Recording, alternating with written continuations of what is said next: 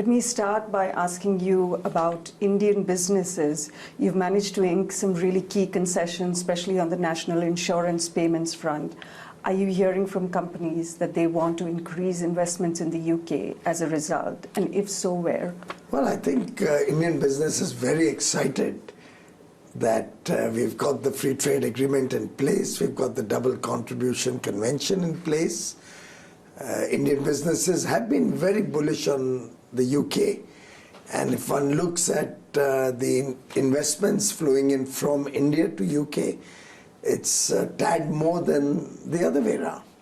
So I think this will also encourage greater investments because of the stable and predictable environment, business environment. It will also open the doors for more robust and resilient supply chains. It will ensure that we can both work as trusted partners, expanding trade in goods, in services. I think Prime Minister Narendra Modi and Prime Minister Keith Starmer both very clearly recognize and articulated today that this is a milestone and historic achievement which will hold good stead as we double our trade, as we grow our jobs in both countries. It's a win-win for both UK and India. Are any big Indian conglomerates already planning that expansion? I think we saw, for example, the Bharti Group become the single largest investor in British Telecom. Yeah. Clearly a sign that there is trust between businesses on both sides. In fact, they are also a major part of the OneWeb. Yeah. We are aware that many pharma companies, many IT companies already have a significant presence in the UK. Companies working on pesticides and chemicals and very many sectors are looking at the UK as a possible center both for goods and for services. The other talks were, of course, ongoing on the bilateral investment treaty. Can I ask, what are the sticking points remaining on that? Well, and I what think would negotiations you like to see? happen in the negotiating room. We don't discuss that in the media. But I do hope we will get that also across the hump soon. And are there any concerns, especially for Indian generics makers, or in terms of dumping from India, that are still there, or have those all been resolved? Well, in fact, we were being wrongly classified as a country which had any problems with our patent and our IP regime. Yeah. We were able to have very, very good discussions with the pharma companies, with all the stakeholders, both in India and in other parts of the world. Concerns that came to our attention which merited any change have been addressed, and which has given a big boost to patent filing, faster clearances. In fact, in the last 2 years, we've done nearly 160,000 patents being issued, so much so that we don't have much of a backlog left anymore. And I think we've been able to create a trusted atmosphere with fast-track clearances. And we now have a robust intellectual property rights chapter, both with Switzerland and with UK. Two countries which always used to be at the forefront of innovation and had earlier expressed concerns.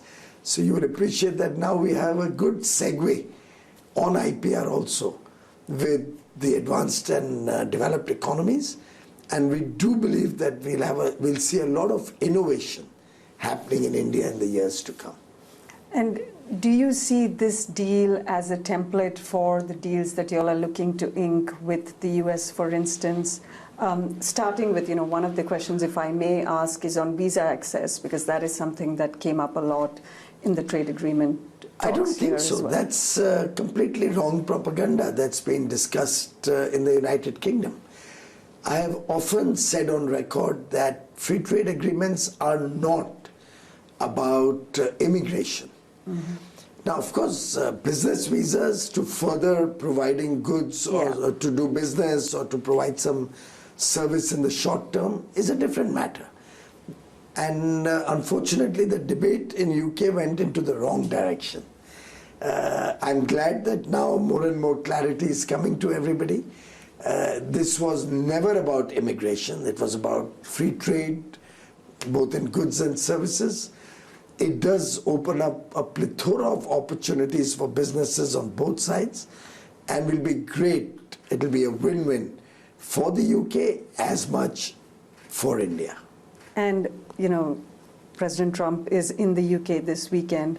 How are the negotiations with the US going? Do you see those happening by August 1st? Well, we have very robust negotiations going on with several countries, with the United States, with the European Union, with New Zealand, with Peru, with Chile, and we take all of them very seriously. The US is slightly more significant there, right? All are significant, and of course I've had some wonderful engagement with my friend and colleague from the US, the Commerce Secretary, Mr. Howard Lutnick, the United States Trade Representative, Ambassador Jameson Greer are both very dear friends, and I'm sure we are looking at a great business with the United States in the years to come.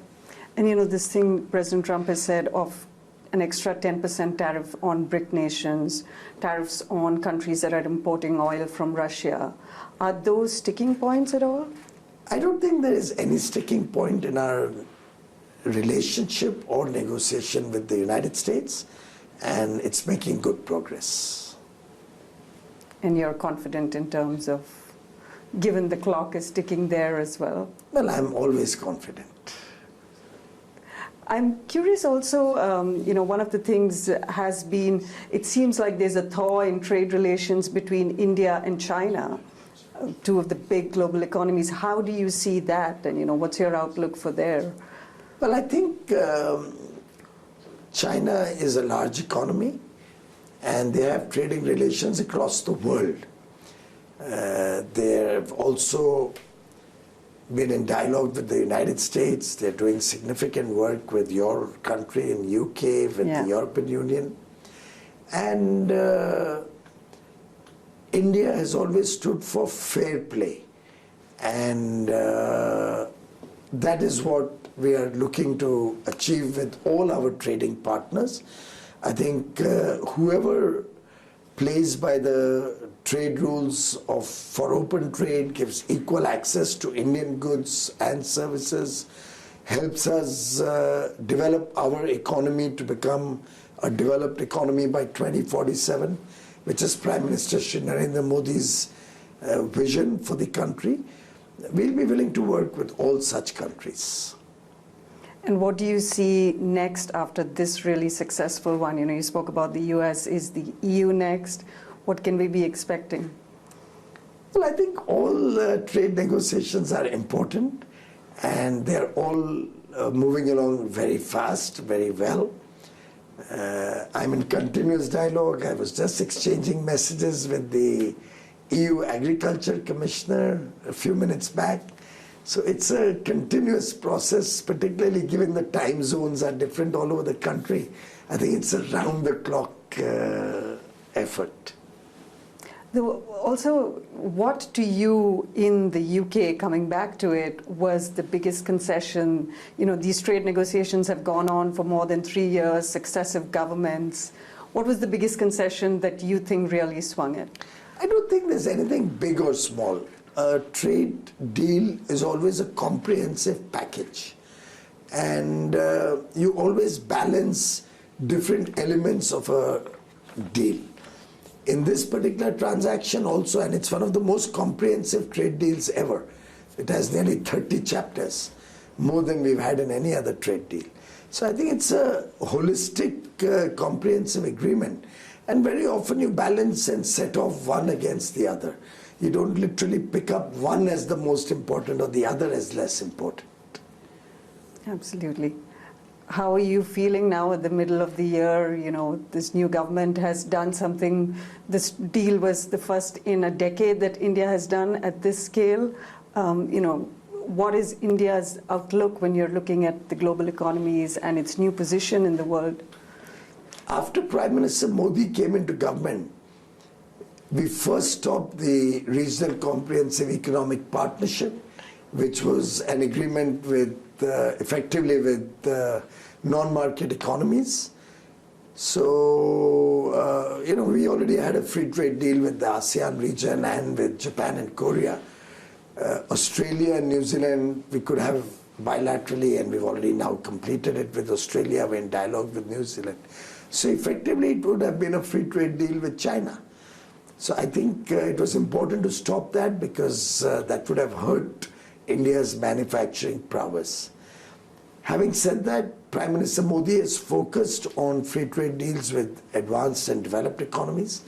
We've concluded one with Australia, with the United Arab Emirates, with Mauritius, with the 4 bloc EFTA countries, Switzerland, Norway, Liechtenstein, and Iceland.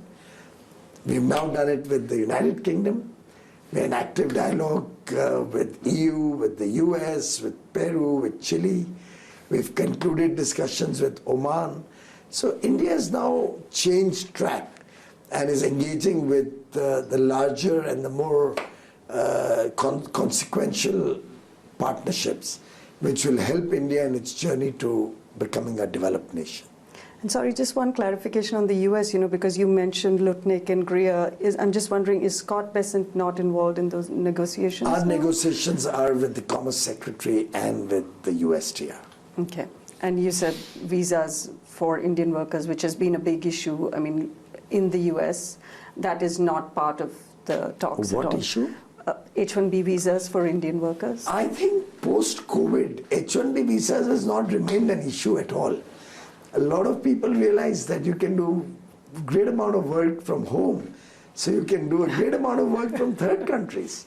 So frankly, in the last 4 years, nobody has come to me with a problem about H-1B visas.